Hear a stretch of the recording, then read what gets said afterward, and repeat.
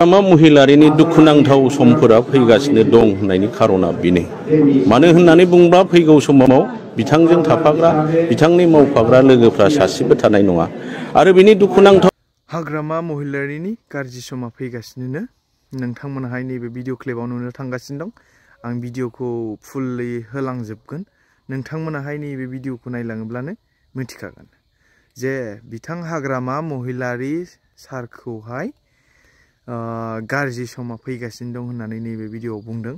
मानो बुंखो दा बे बाथ्राखौ बुंनायनि मेन खारना मा नोंथांमोनहाय बे भिडिअखौ नायलांबा नुलांनो थांगोन।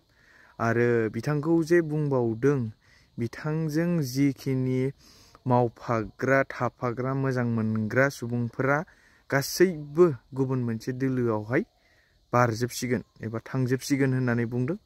दा बे बुंनायनि खारना मा नोंथांमोनहाय नैबे भिडिअखौ नायलाङोबा नुजोबगोन जे मानि थाखाय बेफोरबायदि बुंदों।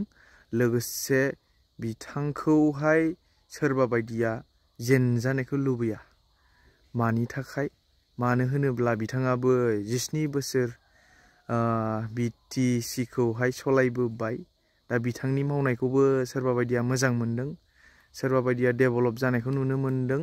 दा नोंथांमोनाहाय नैबे भिडिअखौ नायोबा फुलि डिटेल्सखौहाय मोनजोबनो थांगोन। बेनिखायनो भिडिअखौ स्किप खालामालासिनो नोंथांमोनाहाय जोबजासिम नायलांदो आरो भिडिअआवहाय गोदानब्ला नोंथांमोनाहाय साबस्क्राइब शेयार खालामलांदो। हाग्रामा महिलारिनि दुखुनांथाव समफोरा फैगासिनो दं होननायनि खारना बेनो मानो होननानै बुङोब्ला फैगौ समाव बिथांजों थाफाग्रा बिथांनि मावफाग्रा लोगोफ्रा सासेबो थानाय नङा आरो बिनि दुखुनांथाव समा मानो सफैदों होननानै बुङोब्ला दिनै देबोरगाव समस्तिनि सिङाव जोङो गिदिंनानै नुबाय बिथांखौ मोजां मोनग्रा बिथांनि मानसिफ्रा रावबो गैलिया। मानोना गासैबो जोंनि दोलोआव जयेन जाफैबाय। हाग्रामा महिलारि सारा जोङो जाथिनिनो मोनसे BTC नि सासे दैदेनगिरि आरो बिथाङा आन्दलनकारि हिसाबै बिथांनि जेननायखौ जोङो लुबैया। नाथाय जोङो लुबैयो देबोरगाव समस्तियाव बियो जेननांसिगौ। देबोरगाव समस्तियाव बियो देरहानाय नंला। बियो बिथाङा माबा मोनसे मोजां समस्ति मोजां जायगा नायनानै बिथाङा गेलेहैथोंसै। नांगौ जायोब्ला जोङो बिथांखौ देरहाहोनायनि खामानि मावफाहैगोन, जोङो हेफाजाब होगोन। बेबायदि जोङो थांखि लानाय जाबाय। जौगानाय हिसाबैथ' जोङो मा दिनैहाय थांनाय समाव BPF नंगौ लामा दालांफोरखौ मावदों।